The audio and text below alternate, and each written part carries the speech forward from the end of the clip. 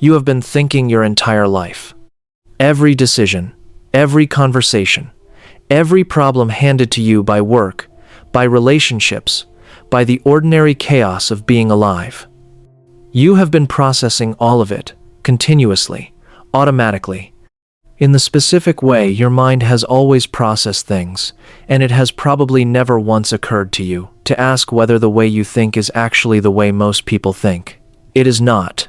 Not because you are extraordinary, not because you are deficient, but because thinking is not one thing. It never was. The word covers an enormous range of entirely different cognitive styles, different ways of taking in information, weighing it, connecting it, and arriving at conclusions that are as distinct from each other as different languages are distinct, fluent in one, functional in another, completely lost in a third. Most people go their entire lives operating inside one cognitive style without knowing it has a name, without knowing there are others, without understanding why certain problems feel effortless and certain others feel like pushing water uphill, not because of intelligence, not because of effort, but because the problem was written in a language their mind was not built to read fluently. By the end of this, you will know exactly which type of thinker you are. You will understand why certain environments have always felt wrong for you in ways you could never fully explain. And you will have language finally, specifically, usefully for the way your mind has been working all along. 5 types. Each one is distinct. Each one with specific strengths the others do not have and specific blind spots the others do not share. Find yourself here, because you are definitely in here somewhere. Number 1. The architectural thinker. Before this person does anything, they build the structure, not the details, not the execution, the frame that everything else will eventually hang on. They cannot begin until they understand how the pieces relate to each other, where each element sits in the larger system, what depends on what, which foundation needs to be solid before anything above it can be trusted. You recognize this thinker by what frustrates them, not difficult, disorder. The architectural thinker can handle a hard problem with remarkable calm, as long as the problem has clear edges and logical relationships between its parts. What they cannot handle, what produces a specific, grinding internal friction in them, is being asked to build on a foundation that has not been properly laid, to skip steps, to start in the middle, to produce output before the underlying logic has been resolved. In school, this thinker was often the student who needed to understand the whole subject before engaging with any part of it, who asked questions that teachers found either impressive or exhausting depending on the teacher, who produced work that was sometimes slow to start, and then suddenly, completely finished, because once the architecture was built, the execution flowed without interruption.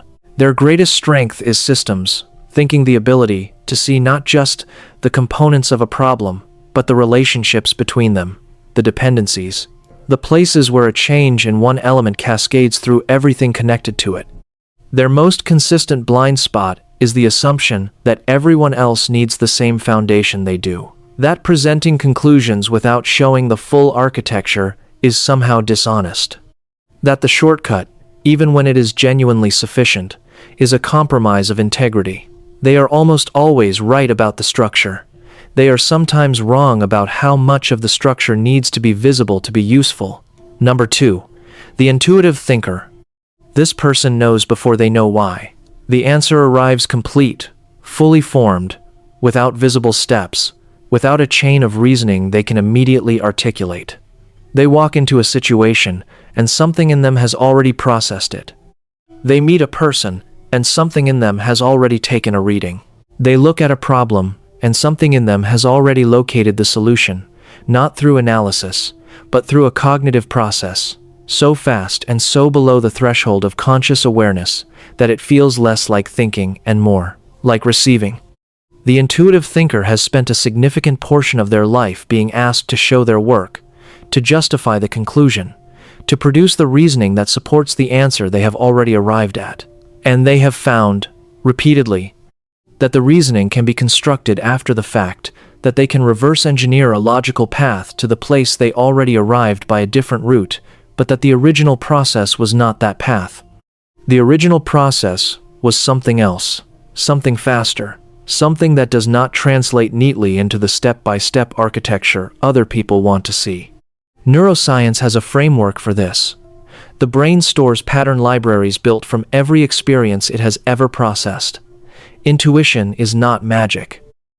It is the rapid, unconscious matching of a current situation against thousands of stored patterns, producing a conclusion faster than conscious reasoning can follow. The more experience the intuitive thinker accumulates in a domain, the more accurate those rapid conclusions become. Their greatest strength is speed of insight in complex, ambiguous, information-rich situations where the variables are too numerous for sequential analysis to handle in real time. Their most consistent blind spot is the gap between knowing and explaining. The conclusion is sound. The inability to immediately show the work creates credibility problems in environments that reward visible reasoning over accurate results. If this is finding you somewhere specific, if one of these types is already feeling uncomfortably accurate, please take 1 second and like this video right now.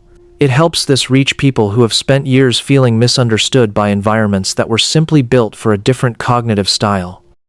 And if you want to keep having conversations that give you real language for how your mind actually works, subscribe to this channel and turn on the notification bell. This community grows one person at a time, and every single subscription makes this work possible. Number 3. The empathic thinker. This person processes everything through people first, not as a choice, not as a preference, as the primary cognitive lens through which all information arrives and is evaluated.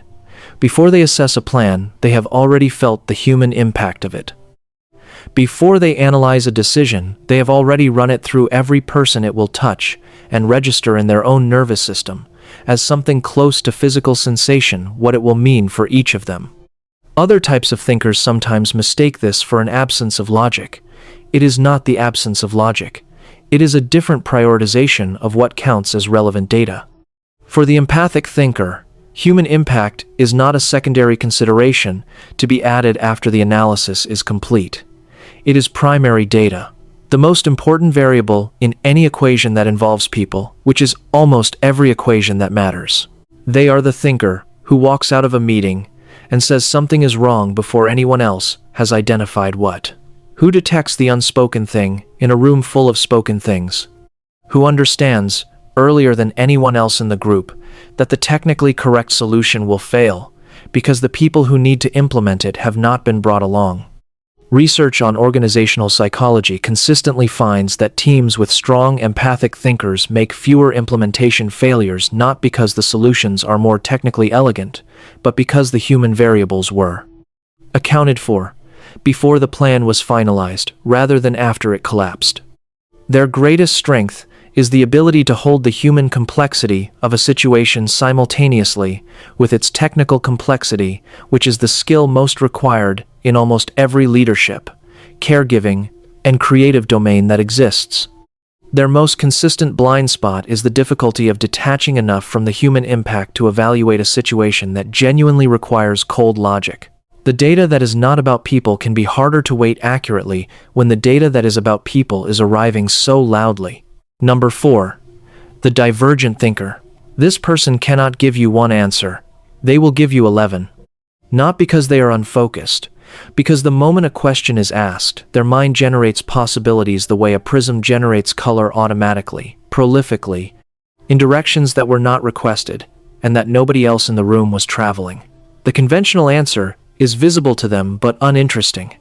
The unexpected connection, the lateral approach, the solution that arrives from a completely different domain than the problem, these are where this thinker lives. They are the person in the brainstorm who says the thing that makes everyone go quiet for a second, before someone says, "Actually, wait." They are the one who solves the problem by questioning whether the problem, as stated, is the actual problem, who finds the third option when the group has agreed there are only two, who cannot look at how something has always been done without immediately seeing at least 4 ways it could be done differently. Psychologists studying creative cognition identify divergent thinking as the cognitive engine behind original thought across every domain: art, science, business, technology. The ability to generate multiple solutions, to make unexpected connections between unrelated domains, to resist the gravitational pull of the obvious answer long enough to find the better one. Their greatest strength is originality, the capacity to produce what did not exist before, by connecting what was never previously connected. Their most consistent blind spot is completion. Generating the idea and executing the idea are entirely different cognitive tasks, and the divergent thinker is built for the first one in a way that can make the second one feel like punishment. The proliferation of new possibilities can make committing to one of them feel like an unnecessary loss of all the others. Number 5. The analytical thinker. This person follows the evidence wherever it goes, including places they would prefer it did not. They are not comfortable with conclusions that arrived before the data. They are not comfortable with arguments that feel compelling but have not been tested. They are not comfortable with the consensus position when the evidence supporting it has not been personally examined. They need the chain of reasoning to be complete, verifiable, and honest about where it has gaps before they will stand behind it. This makes them the slowest type to reach a conclusion and the most reliable once they do. They are the thinker who asks the question that temporarily derails the meeting but saves the project 6 months later, who produces assessments that are sometimes unwelcome and consistently accurate, who cannot pretend something is certain when it is not for social comfort, not for momentum, not even for their own peace of mind when certainty would be easier. Research on decision quality consistently finds that analytical thinkers produce better outcomes in high-stakes, high-complexity, low reversibility situations, the decisions where being wrong is expensive and being slow is cheap. Their greatest strength is the refusal to be wrong for avoidable reasons, the commitment to accuracy over speed, precision over persuasiveness, honest uncertainty over false confidence. Their most consistent blind spot is the undervaluing of information that cannot be quantified. Human emotion, cultural context, intuitive pattern recognition data that is real and relevant, but that resists the kind of verification the analytical thinker needs before they fully trust it. Most people are a primary type with a secondary one that activates in specific conditions. The architectural thinker who becomes analytical under pressure. The intuitive thinker who leads with empathy in personal relationships. The divergent thinker who has learned, through hard experience, to borrow enough analytical structure to actually finish things. The type you lead with is not a ceiling, it is a starting point. But it is also an explanation for the environments that have always felt wrong, the problems that have always felt effortless, the mismatches between how hard you were working and how little the results reflected that effort. Not because you were failing, because you were being asked to think in a language that was not your first one. You were not the wrong kind of thinker. You were in the wrong room for the kind of thinking you do best. Which type are you, and which one did you recognize in someone you know the moment you read it? Leave it in the comments. This community is full of people who have spent years in the wrong room and are still figuring out what the right one looks like. Like this video if it gives you language you have been missing. And subscribe to this channel. It is the single most important thing you can do to keep these conversations reaching the people who need them most. One subscriber at a time, this becomes something that finds people exactly when they need it.